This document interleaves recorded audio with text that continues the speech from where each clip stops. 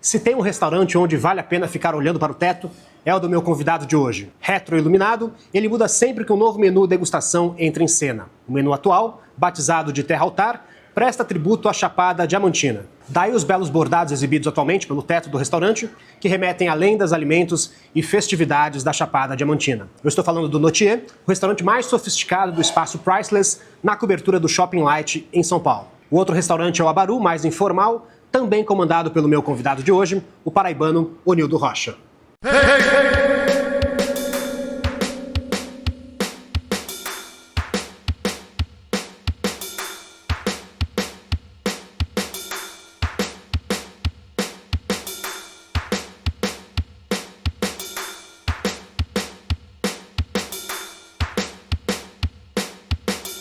Este videocast é um oferecimento do Resposta, a maior plataforma de pesquisa e experiência do cliente CRM do Brasil. É utilizada pelas melhores marcas e gestores que acreditam em dados e na fidelização por meio de experiências. Com tablets, QR Codes e outras ferramentas, a empresa orienta gestores de restaurantes a focar exatamente onde é necessário. Quer saber se sua equipe é atenciosa e rápida, se o menu está agradando? Esta é a ferramenta que você precisa experimentar. Aproveite o cupom Experiência30 que você acessa por meio desse QR Code que aparece na tela e tenha 30 dias grátis. Onildo, o que te tira do sério? Precisa muita coisa para me tirar do sério. Mas a desonestidade. Desonestidade é uma coisa que me tira do sério, assim, rapidamente, sabe? Quando eu descubro, né? Porque você parece uma pessoa calma em pessoa, é isso mesmo? Não, a maturidade, a idade vai trazendo pra gente maturidade.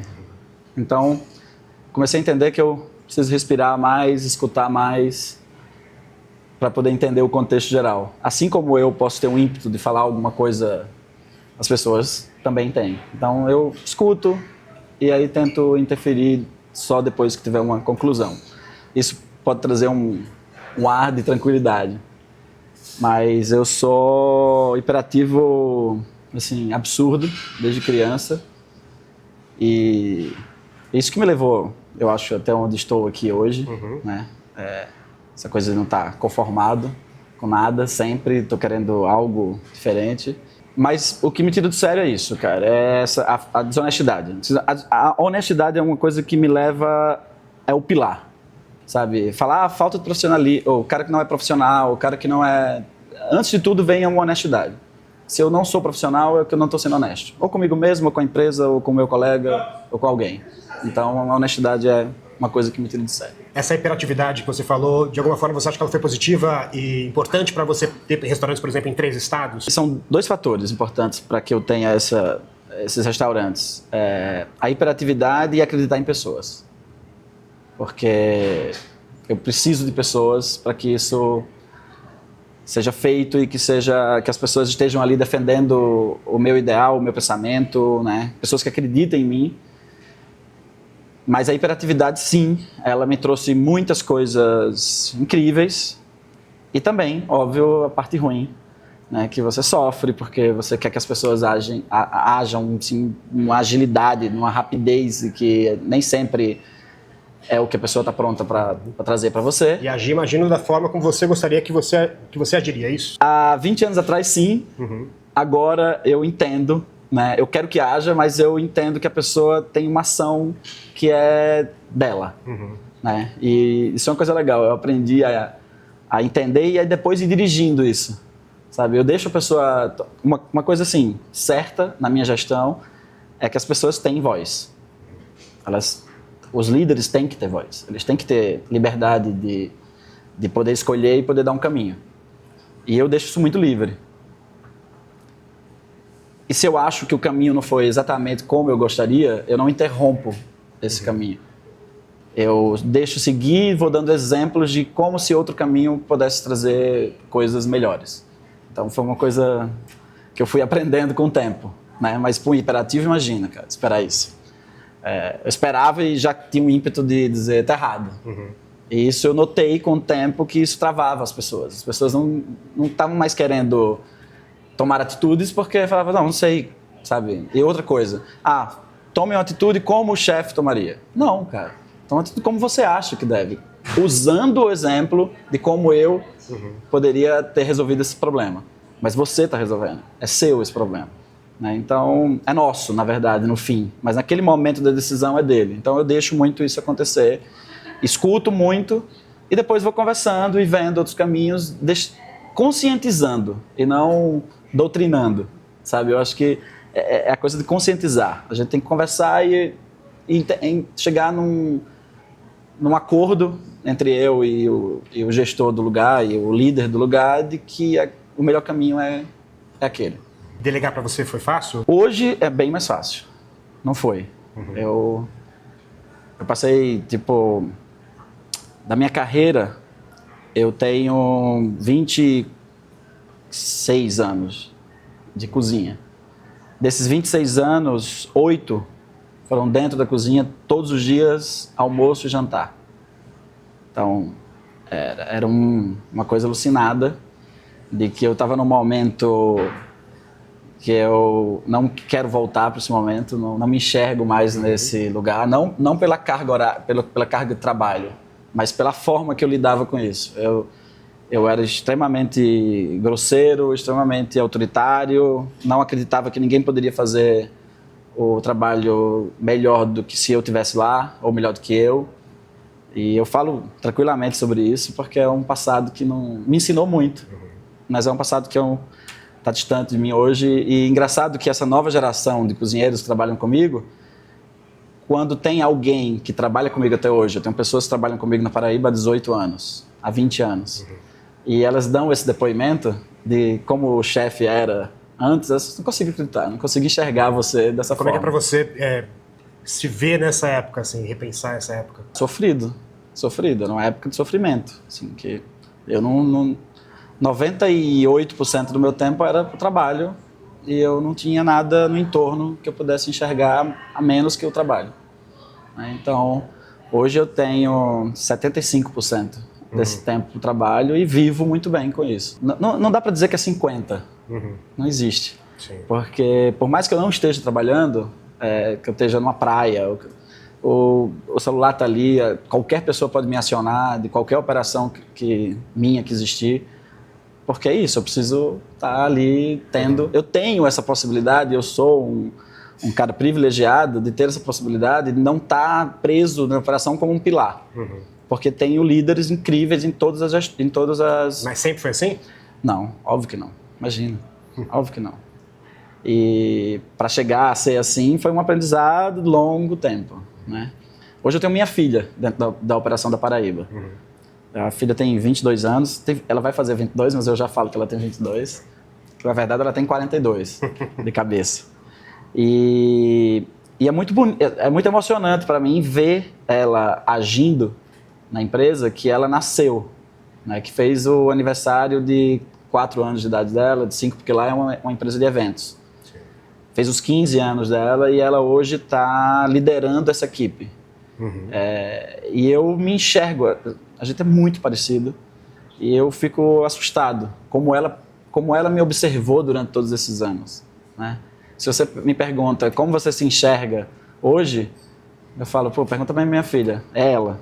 Eu me enxergo exatamente ela, as atitudes que ela toma, a forma que ela lidera, sabe? É muito... Mas você se enxerga hoje? Hoje. Ela não, hoje. Hoje. Não. Naquela... Ela não pegou o meu passado. Foi poupada. Foi poupada. Ela pegou o meu passado na minha ausência. Sim. Né? E isso eu me culpava muito com isso, né? Da minha ausência, caramba, o que vai ser? E depois de tantos anos, ver ela com o lado bom, com o meu lado bom, caramba, a ausência foi muito ruim, mas ela foi uma pessoa tão evoluída que pegou só a parte boa. A sua profissão, ela tem os fins de semana tomados, as noites tomadas, quer dizer, é um pouco... Sim. Imagino que deve ter uma culpa muito grande, assim, de você estar ausente ali em situações... Tudo é escolha, né, cara? Assim, eu me sinto até incomodado muitas vezes quando eu vejo muita gente do mercado falar que esse lugar é insano, é um mercado difícil, é muito sofrido. Tem tantos outros, cara, vai para outros. Sabe? Se você do mercado não defende o seu próprio mercado, sabe? Quem vai defender? Óbvio que existem várias coisas absurdas dentro do mercado que precisam ser combatidos. Mas quando um líder do mercado fala mal do seu próprio mercado, que é difícil, que é cansativo, tá errado, sabe? Porque tudo tem um caminho. Esse mercado trabalha enquanto as pessoas se divertem. Óbvio. A gente tá para isso.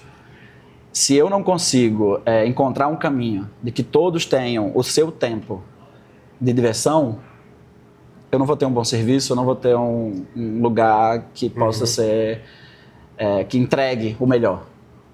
Então, acho que tem que encontrar o caminho. E você diz agora que hoje é bem mais fácil delegar, então assim, tem uma dificuldade ainda, né? Sempre tem aquele que você acha que se você tivesse ali, teria sido de outra forma. Sou super honesto comigo mesmo, principalmente, de dizer isso.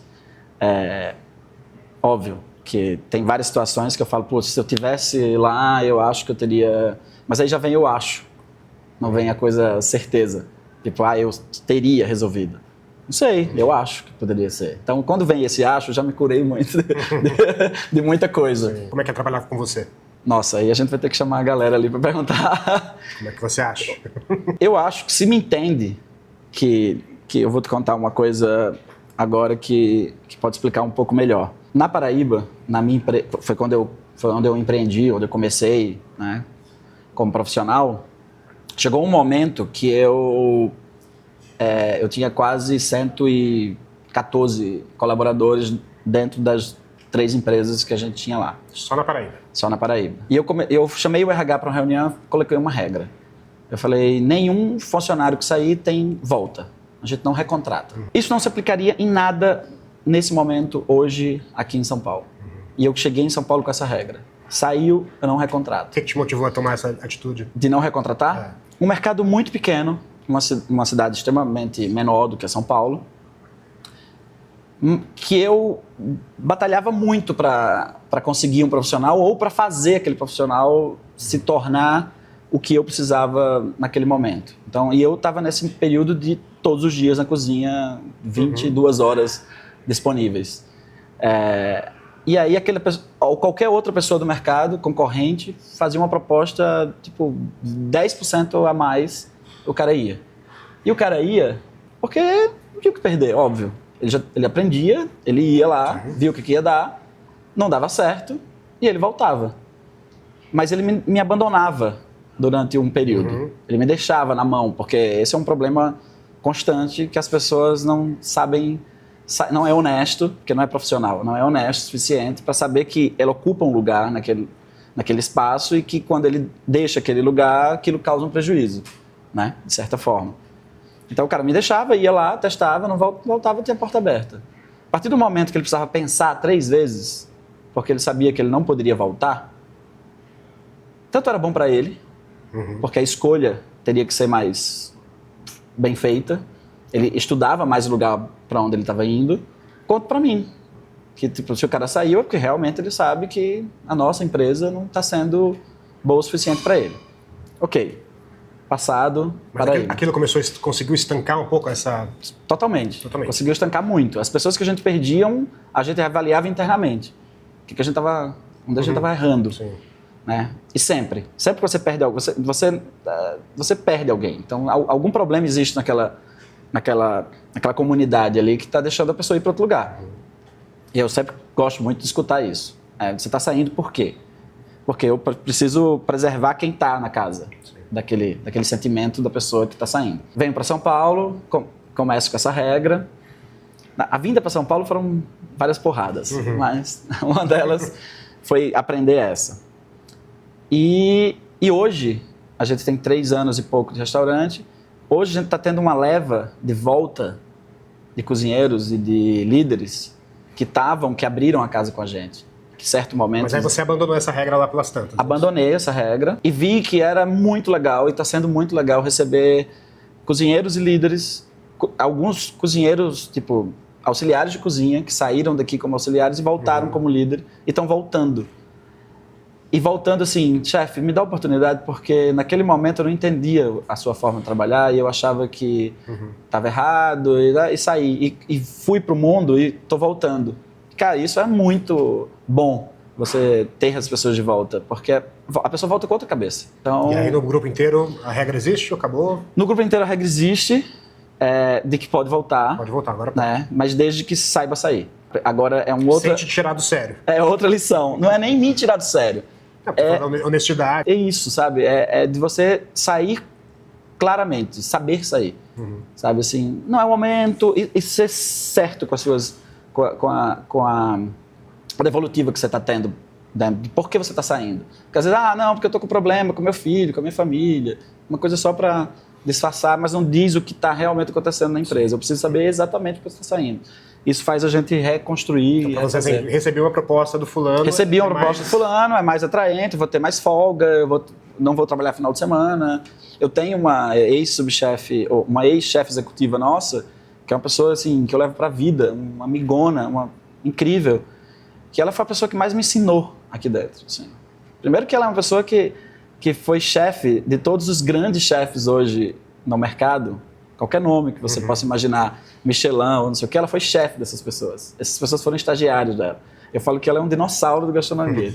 E é uma pessoa super jovem. E chegou um momento da carreira dela aqui dentro, que ela tinha 3 pessoas abaixo dela, que ela falou assim, Nildo, eu não estou fazendo mais nada, essas pessoas conseguem fazer o meu trabalho, e eu queria conversar com você porque eu quero deixar esse cargo e que você consiga, de alguma forma, distribuir isso entre eles, como gratificação para você segurar.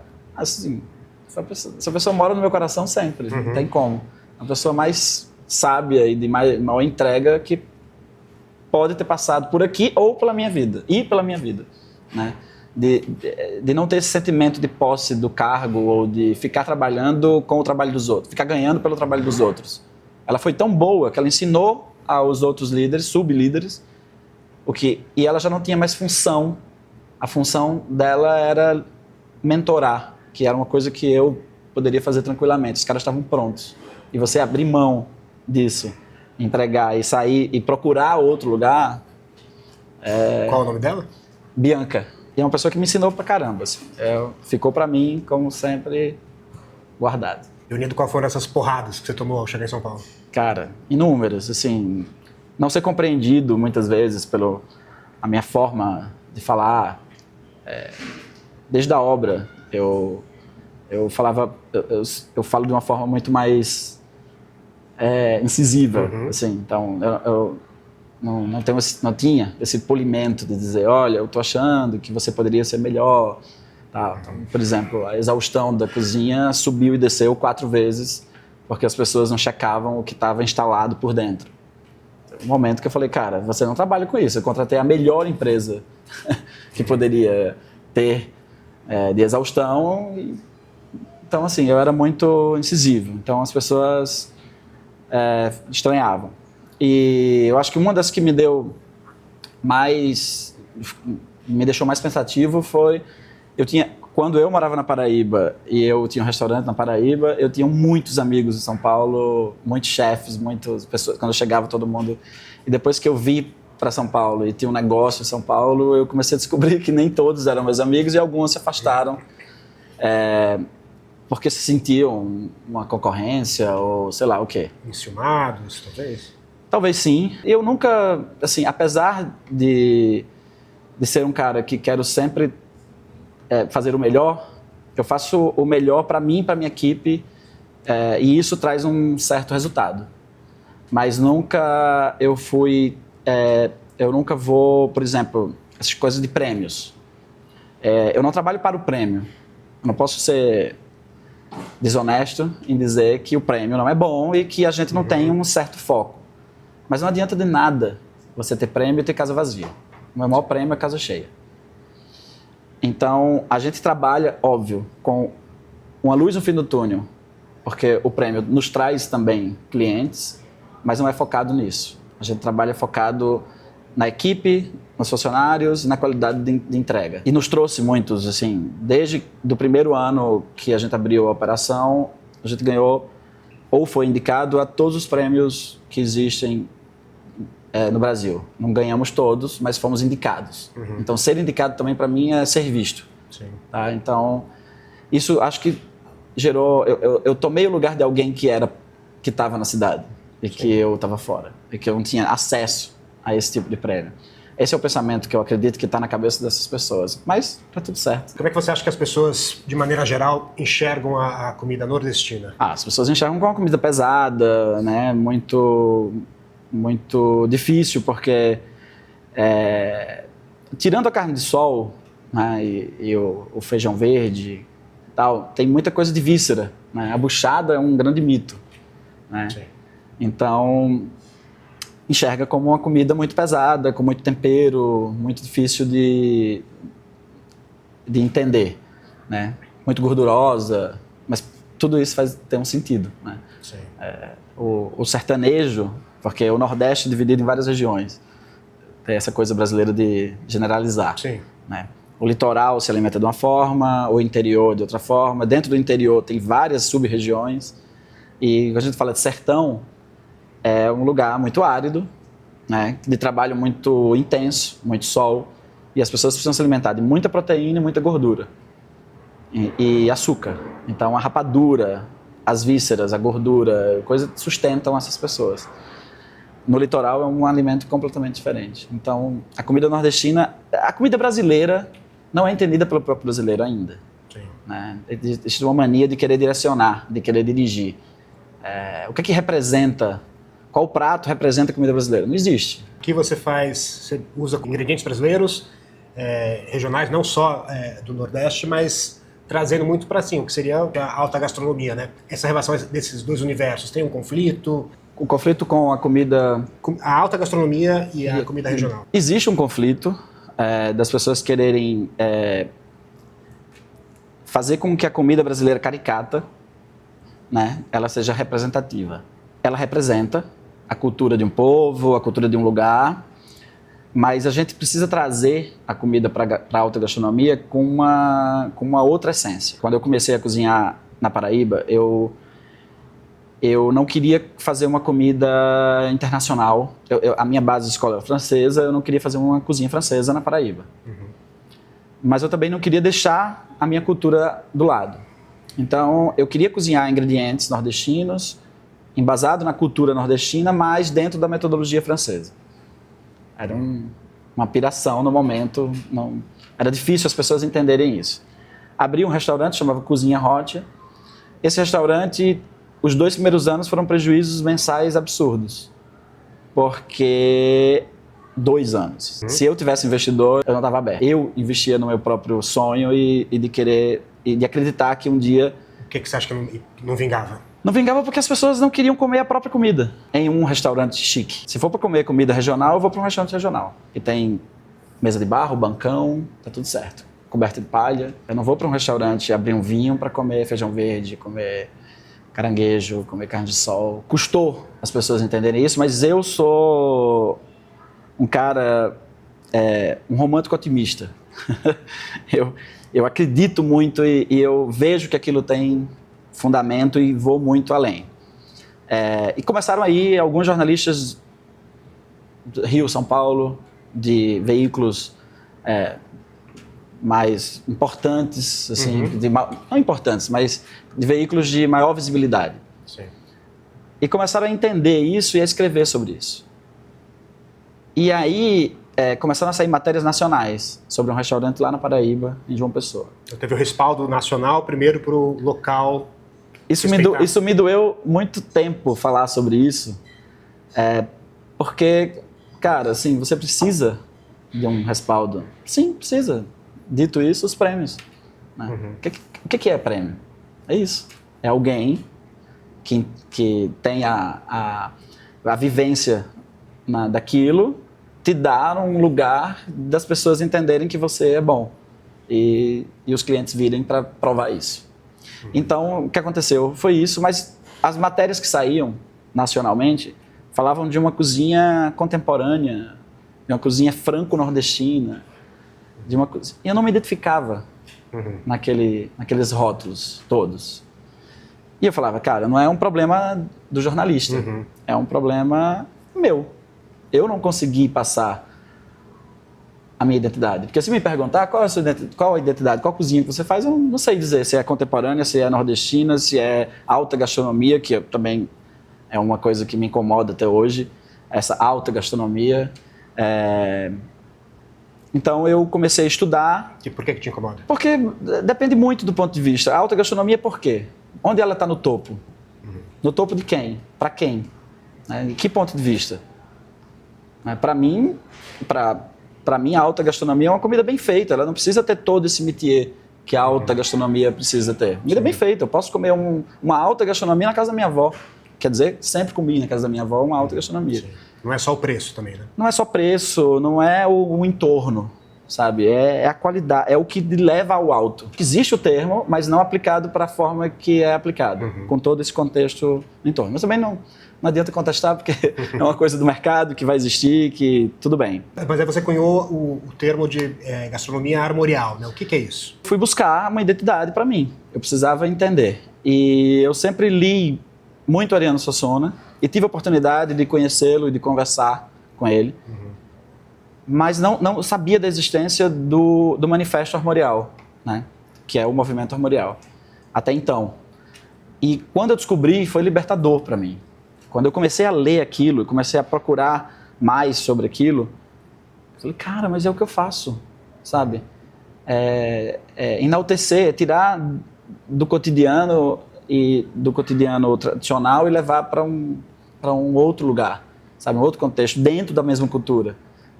O armorial é isso. Então, mas aí eu não me identificava dentro do movimento porque ele falava da música, da arte, da literatura. Não falava nada sobre gastronomia, nada sobre culinária. Sim. Né? E aí, como eu tinha proximidade com a família, com a aproximação com a família, eu comecei a procurar e querer saber por que não existe, sabe, nada sobre alimentação. A primeira pessoa que eu perguntei foi o pessoal da Fazenda Carnaúba, que faz os queijos de cabra, que são incríveis, não sei se você conhece. Sim. E eles disseram, não sei te explicar, Nildo, porque assim, ele ajudou a gente na contextualização desse queijo. Ele falava que esse queijo era armorial. Eu falei, puta, então já tem um caminho. Já tem uma liberdade. Já tem um caminho aí. E aí, marquei com Dona Ana Rita Suassuna, né? Que ela se apresenta como prima irmã de Ariano Suassuna. E eles iam realmente uma ligação muito forte. E a primeira pergunta que eu fiz, Dona Ana Rita, mas por que Ariano nunca incluiu? Você é uma mulher que tem livro escrito sobre a cozinha sertaneja, fala muito sobre isso, viveu muito isso. Por que Ariano nunca falou sobre isso? Ela falou, Nildo, você é muito inteligente. Eu falei, não, eu sou. Não tá longe de ser. Mas tá tão óbvio assim, eu não vi. Ela falou, olha o biotipo do Ariano. Eu falei, mas ele é macérrimo. Então, assim, era um cara tipo, que não tinha tesão em comer. Ele se alimentava por subsistência. E, cara, isso explicou tudo.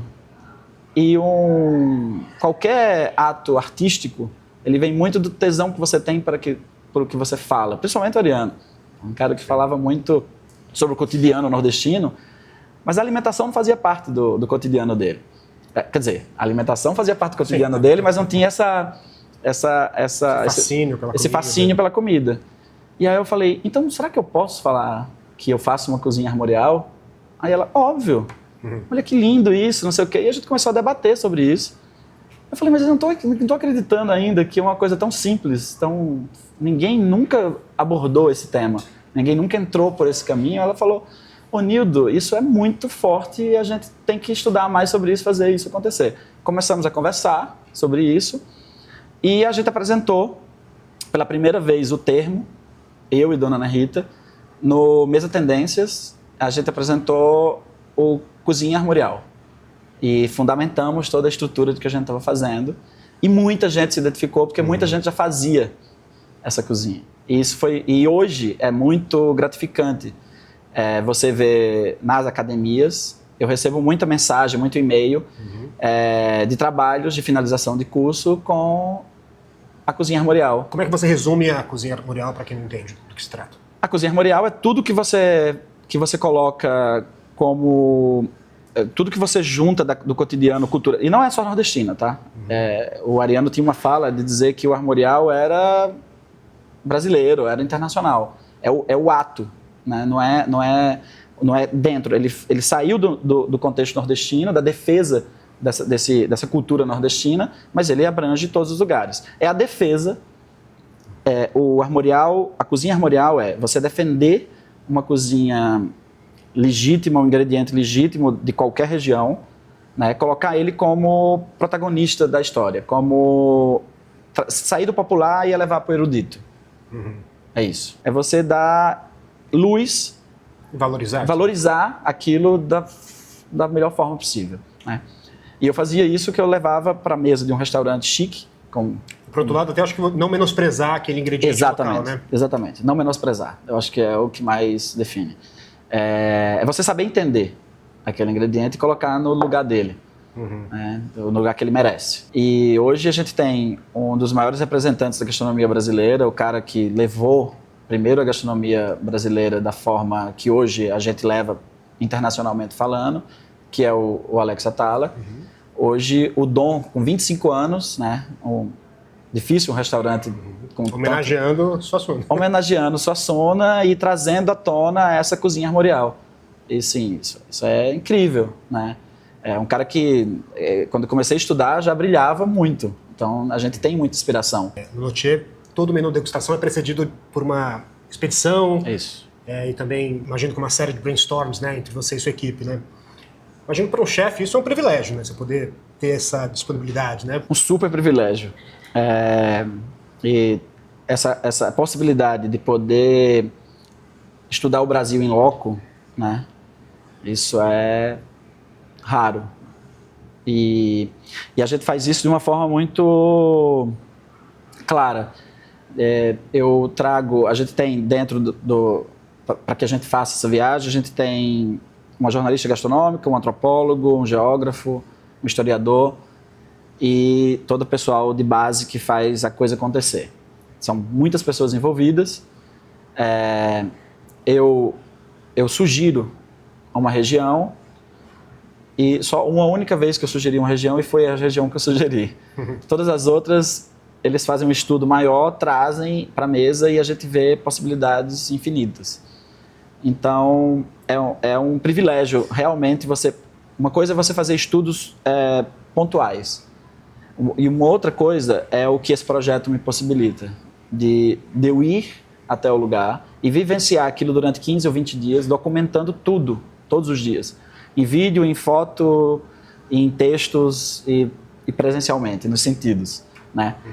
E você vê o ingrediente no lugar de origem dele, sendo usado pelas pessoas do entorno, é uma outra visão. É completamente diferente do que você receber. Aqui em São Paulo a gente consegue receber produtos de qualquer lugar do Brasil ou do mundo com uma qualidade, às vezes, até melhor do que o que fica na região. Só que você vê esse ingrediente sendo usado pela população no cotidiano, é o que muda tudo. E quando eu montei esse projeto, eu apresentei isso e foi aprovado. Eu falei, cara, criei um monstro. Eu não sei se eu vou dar conta desse monstro. E com a ajuda da equipe, que é incrível, a gente consegue, sim, focar e fazer esse estudo e trazer para São Paulo, para o centro de São Paulo. Várias pessoas chegam aqui que são da região e a gente sente muito isso. A pessoa comendo e se emocionando, lembrando de um momento. A gente recebe clientes que são brasileiros e que são amazônidas e que moram hoje fora do país e que está em São Paulo e que vem fazer um menu Amazônia quando a gente estava na temporada Amazônia, que ficava super emocionado em ver aquele produto e lembrar da infância, da avó, enfim, não é uma coisa superficial. A gente consegue enxergar no olho das pessoas, assim. Eu falo muito que é muito além do ingrediente, sabe? Tá muito para as pessoas que vivem esse ingrediente. A gente escutar o açaí é um exemplo de que o mundo inteiro enxerga o açaí diferente de onde ele sai. Quando você chega no Ver o Peso e que vê aquelas inúmeras barracas processando o açaí e comendo com peixe frito e tapioca, vocês dizem, mas quem inventou o açaí com banana, granola e mel? Muito açúcar. E muito açúcar, sabe? De onde saiu isso, sabe? Cara, se aqui, a terra de onde mais exporta o açaí, come diferente. Então, é isso. Como é que se deu essa parceria com a Mastercard que possibilitou esses 2 restaurantes aqui? Então, esse é um projeto global da Mastercard. Existe em vários países, né? E aqui no Brasil, eles me convidaram para chefiar o espaço. Mas quando o projeto chegou, ele chegou com um briefing de um restaurante internacional, que era como acontecia em Nova York, Hong Kong e outros lugares. E eu falei, obrigado, mas eu não sou a pessoa certa para estar à frente desse lugar, porque eu não sou uma pessoa que faça uma cozinha internacional. Mas que tipo de cozinha você acha que daria certo em São Paulo? Eu falei, cozinha brasileira. Será? Cozinha brasileira? Óbvio, cozinha brasileira. Então, você pode nos apresentar um projeto? Posso. Eu falei, vamos visitar regiões do Brasil, catalogar tudo isso e trazer a cada temporada uma região. E a gente vai representar essa região na gastronomia, na decoração, na arquitetura, no contexto geral, música. Então, a gente faz todo um trabalho multissensorial. E nós fomos o único lugar, o único restaurante do mundo que começou do zero e que fez um projeto diferente do contexto, do que já existia. Há 2 anos atrás, eu fui com o CMO da Mastercard para os Estados Unidos fazer uma palestra, apresentar uma palestra sobre o que é Priceless, porque nós, hoje, conquistamos o lugar do melhor projeto deles no mundo. Porque tem uma identidade muito forte, muito certa do lugar. Né? Se meu inconsciente falasse, também é um oferecimento da Casa Flora, que está completando 55 anos neste ano. Fundada como um armazém de secos e molhados, em 1970, a companhia se transformou em uma das maiores importadoras do país. A Casa Flora movimenta mensalmente de 50 a 60 contêineres repletos de vinhos, cervejas, destilados, azeites, massas e molhos, entre outros produtos. Ao todo são cerca de 1.300 itens de marcas que dispensam apresentações como Paganini e Paulaner. Os vinhos correspondem a quase 60% das importações e um dos destaques entre os rótulos de alta gama é este aqui, o Pallas Gavi DOC G, da vinícola italiana Michele Chiarlo, situada no Piemonte. É um branco super elegante, feito só com a uva Cortese, com colheita manual, envelhecimento de no mínimo 3 meses em tanques de aço. Ideal para harmonizar com peixes e com aperitivos, o Pallas Gavi DOC G tem aroma bem floral, com notas de pêssegos brancos, e está à venda tanto no site da Casa Flora, quanto na rede de restaurantes e supermercados abastecidos pela importadora. Bom, depois dessa a gente não tem como não provar esse vinho, né? Sim. Vou abrir aqui então.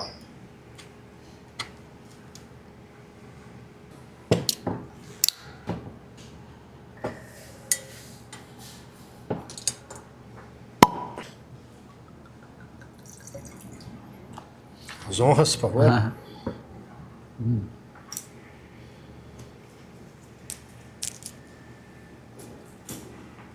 Uau.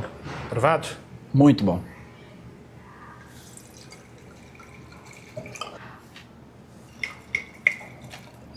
Brinde. Saúde. Saúde.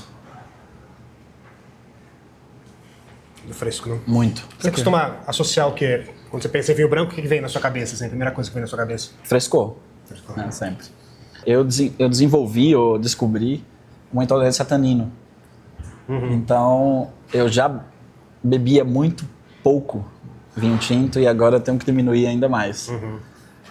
Adoro, assim, lógico, óbvio, tem vinhos incríveis, cheio de personalidade, sempre muito... Para um chefe deve ser uma aflição, né? Você é uma aflição, cara. Qualquer intolerância que venha para mim, eu tento combater ela de todas as formas. Tem 2 que eu, infelizmente, me batem muito forte, que é o tanino, mas eu tenho um limite. Né? O tanino é uma coisa acumulativa. E lagosta. Eu tenho uma intolerância absurda à lagosta, mas com o tempo eu descobri o que era. Então, do lagostim à lagosta. Do lagostim para baixo, camarão, pitu e tal, eu não tenho. É uma substância da casca, enfim. Lagostinho eu tenho um pouco, viu? Então acho que eu tô ali...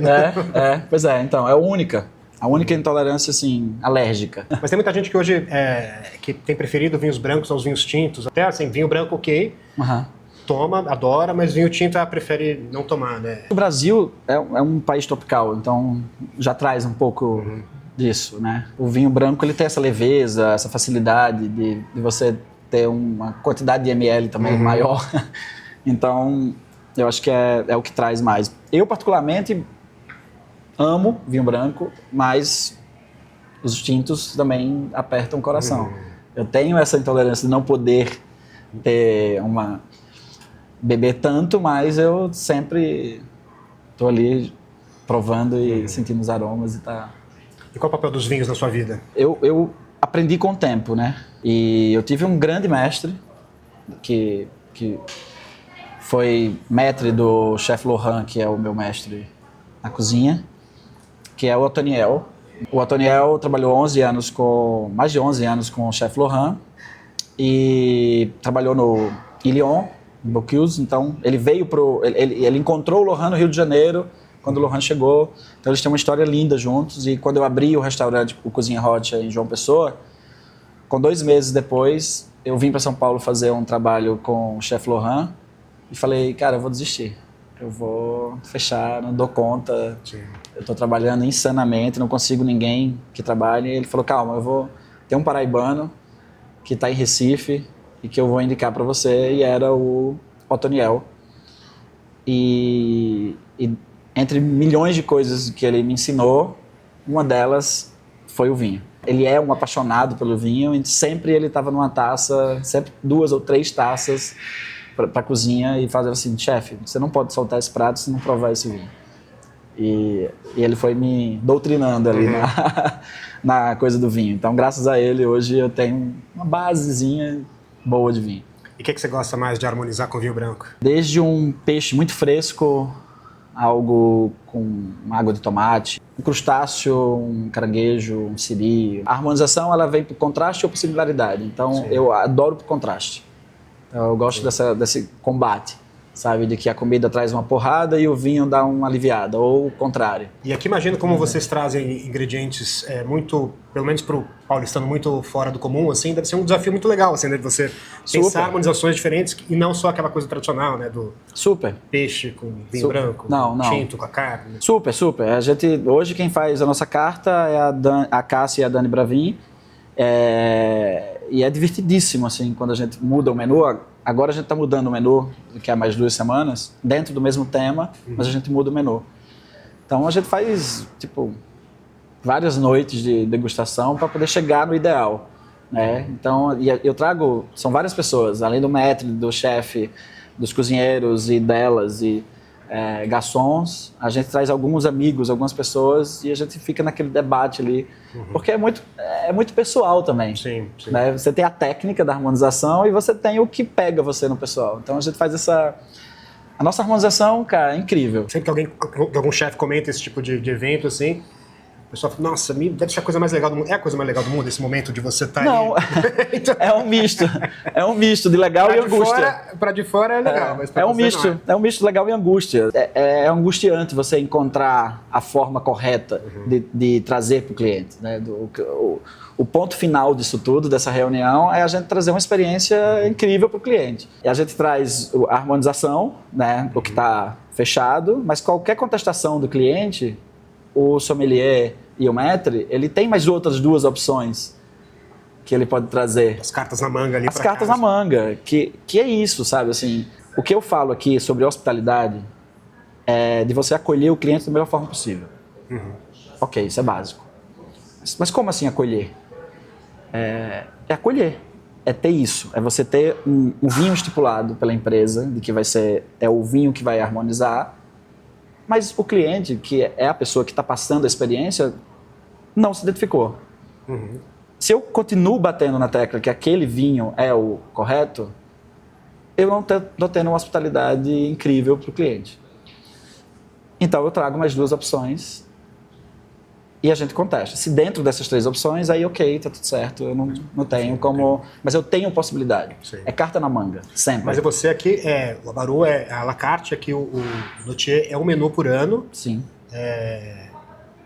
Como é que é para você, assim, é um tiro só que tem que dar certo esse ano inteiro, assim, né? Você tem adaptações, mas assim... Como é que você fica pensando, bom, será que isso vai funcionar para todos esses clientes que vão vir aqui durante esse ano todo? Então, é isso que o à la carte ele traz essa possibilidade maior, abrange, né, mais, porque a gente tem uma diversidade maior. E o Notier é um tiro. Né? Então, a gente tem 3 menus no Notier, justamente porque eu não quero ter esse padrão. Menu degustação é uma coisa... eu não quero fazer, é muito longo, não quero comer. Às vezes a mulher quer fazer um menu longo, mas o cara está cansado, não quer, trabalhou muito. Então a gente tem 3 tipos de menu. E a gente atende a todas as questões alimentares. Então a gente tem carta na manga. O que eu falo sempre dentro de uma empresa, de um restaurante, é back. É você ter carta na manga sempre. Então, eu estou sempre à frente da minha meta, porque eu consigo não sofrer caso algo aconteça, e sempre acontece. Então eu preciso estar abastecido, eu preciso ter margem. O menu é isso, é você se entregar a uma proposta que uma história que o chefe criou e entendeu que aquilo era o melhor para você. Mas quem sou eu para dizer o que é melhor para você? Então, dentro desse contexto que eu escolhi, eu tenho algumas coisas que a gente pode mexer e pode fazer com que o cliente saia daqui feliz, que é o principal objetivo. Você estreou nesse meio numa lanchonete da família, é isso? Com 19 anos, eu abri a primeira lanchonete num shopping em João Pessoa. E com 2 anos depois, eu já estava com 3 lanchonetes dessa. Na verdade, meu irmão começou com esse negócio, mas meu irmão não sabe acender um fósforo. Então, e ele sofria muito com isso. E minha mãe é a grande cozinheira da família, então ela que fazia as receitas e tal. Então todo mundo era envolvido, a minha irmã, o meu irmão e eu e meus pais, né? Meu pai é bancário, então sempre foi. E minha mãe era professora e é cozinheira. Então ela que fazia as receitas, meu irmão e minha irmã mais velhos do que eu começaram a trabalhar e eu entrei já nessa base da cozinha, né? E saí abrindo restaurantes, lanchonetes. Nessas lanchonetes, uma dessas eu abri numa universidade, dentro de uma universidade, como as cantinas de universidade que existiam, eu abri com uma coisa mais profissional, com uma marca, com um conceito. E foi um grande sucesso, só que tem 3 meses de férias por ano. Então o negócio passava 3 meses fechado. Eu não estava preparado para isso. Comecei a fazer catering dentro da própria universidade. Tinham eventos, congressos e tal. E com esses caterings eu comecei a crescer, as pessoas começaram a gostar e eu comecei a fazer eventos maiores, né? Me associei a uma padaria da cidade para usar a cozinha dela como base e começou a surgir a possibilidade de casamentos e eventos, né, que precisavam de elaboração maior. E aí foi quando eu abri a Casa Rocha, que é um espaço de eventos que a gente tem na Paraíba. Está fazendo 19 anos agora, esse ano. É um espaço gigantesco, tem 10 mil metros de área, uma cozinha imensa, né, muita gente trabalhando, que faz eventos no lugar e catering. Então eu comecei a minha vida profissional na cozinha fazendo eventos, banquetes. Depois de um tempo, eu comecei a entender que eu precisava ter uma formação acadêmica. Se existia uma academia que formava cozinheiro, eu precisava ter essa formação. Só que não existia na Paraíba, nem em Recife. Então eu vim para São Paulo, fazer a Embi Morumbi. Meus primeiros cursos já em Embi Morumbi. Então, sofri pra caramba, porque eu morava em João Pessoa, tinha que vir para São Paulo, ficava nessa coisa, tinha negócio em João Pessoa. Isso tudo depois de você dar adeus à música, né? A música clássica, né? A música foi um tratamento para a minha hiperatividade. Aí foi 6, 7 anos de idade.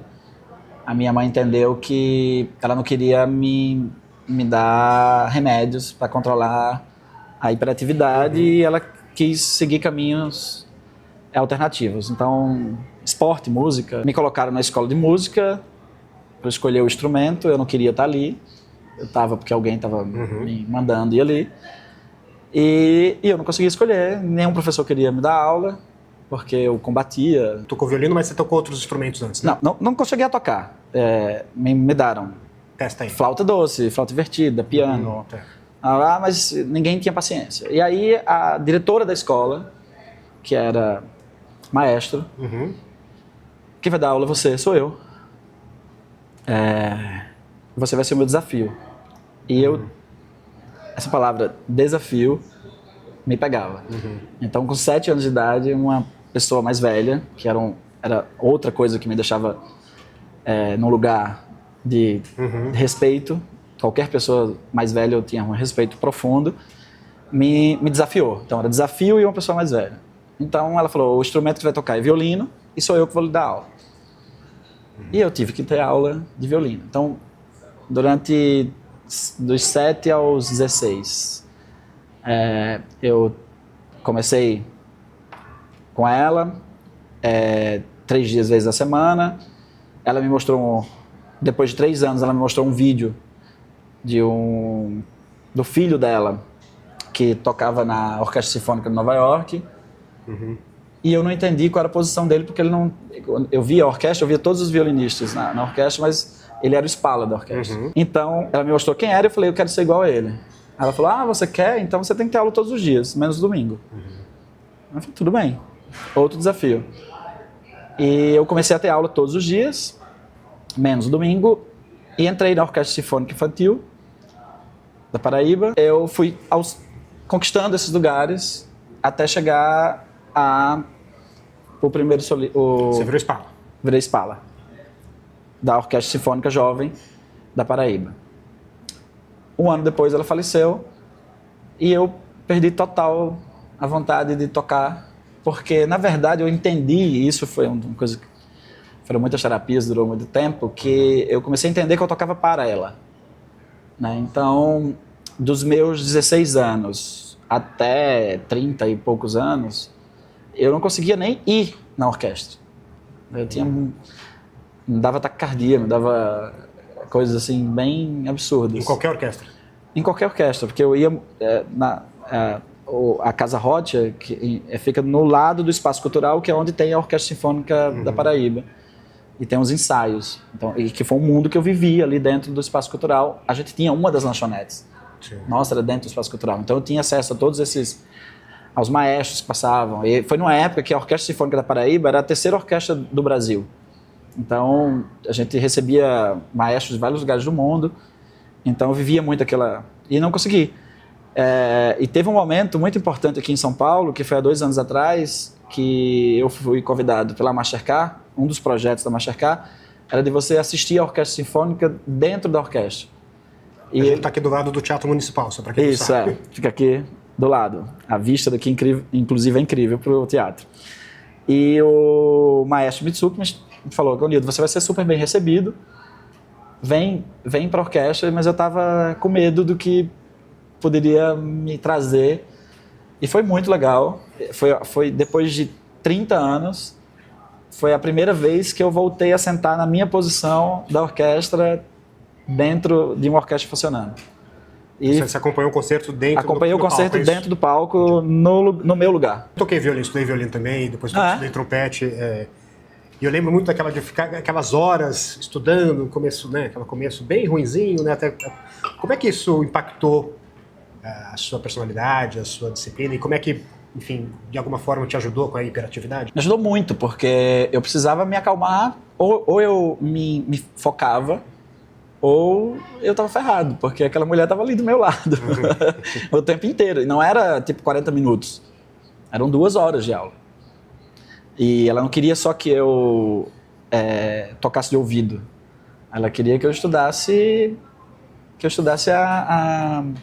lesse partitura. Que eu lesse partitura, e que isso, juro, assim, me trazia uma aflição absurda, né? E depois eu comecei a entender, e ela tinha um jeito muito doce de levar, autoritário e doce ao mesmo tempo, de levar a coisa. Então foi duro, mas me deixou, eu acho que foi a maior cura para mim, para eu acertar o meu foco, para eu entender como eu poderia focar em algo. Isso levou para o resto da vida.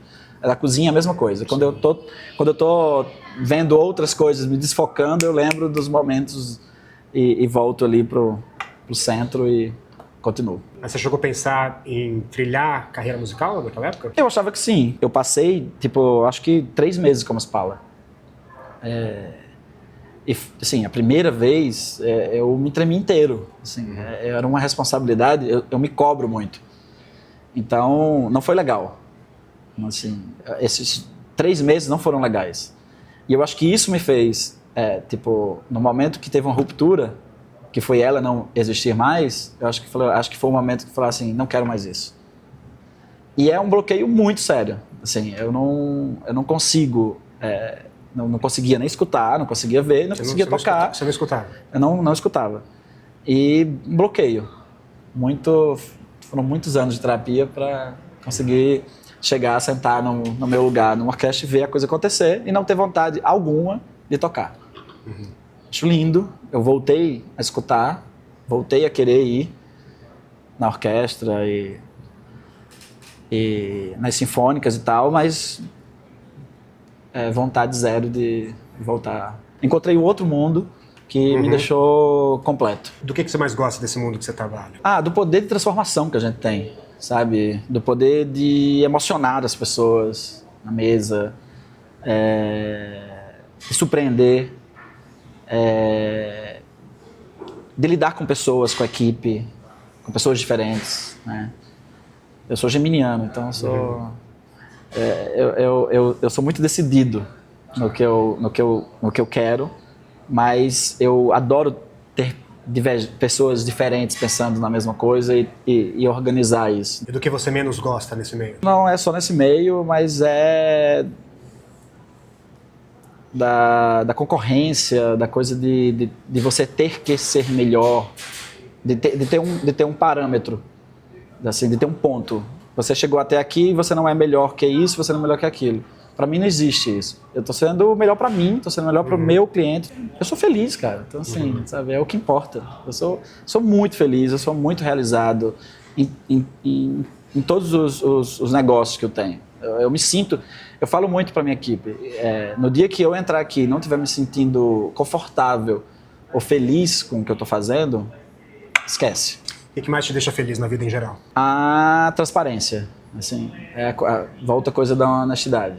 Eu descobri com uma certa idade já que a verdade é libertadora. Essa frase é muito dita durante muito tempo, mas quando você vive isso, você entende realmente, deixa de ser uma frase feita que todo mundo fala, mas que não vivencia. E é duro, a verdade é dura. A verdade traz muitos,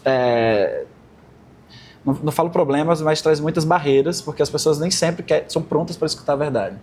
Consequências, às vezes, também? Consequência, isso. Mas eu prefiro muito, muito, muito mais, porque eu vivo muito mais tranquilo com a verdade, com a honestidade, com a verdade, sendo claro, transparente, sabe? Não ter que ter páginas dobradas de eu tenho que passar essa página, não posso falar sobre isso, eu não posso viver aquilo. É libertador. O que é sucesso para você? Sucesso para mim é estar feliz. Você se realizar primeiro com você mesmo. Então, quando você se sente realizado, você conquistou o seu sucesso pessoal, né? A visibilidade, a aceitação dos outros, é um outro degrau.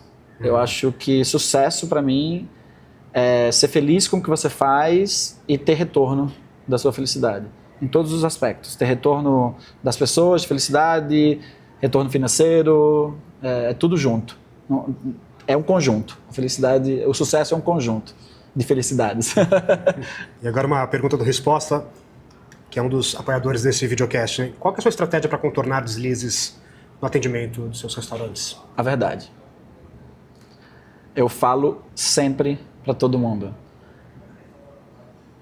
O cliente ou qualquer colaborador, ele só vai entender o que aconteceu mais rápido e você vai resolver melhor o problema se foi um erro, assumir o erro e resolver logo em seguida. Também não adianta resolver e deixar por resolver, deixar a coisa acontecer. A verdade é o que vai trazer o cliente para um lugar que, tipo, cara, ele foi honesto, sabe? Ele realmente errou e me deu condições de sair de lá feliz ou de resolver a coisa da melhor forma possível. Existem muitas frases feitas de treinamento para a equipe, que é tipo, o cliente nem sempre tem razão, ou o cliente tem razão, ou...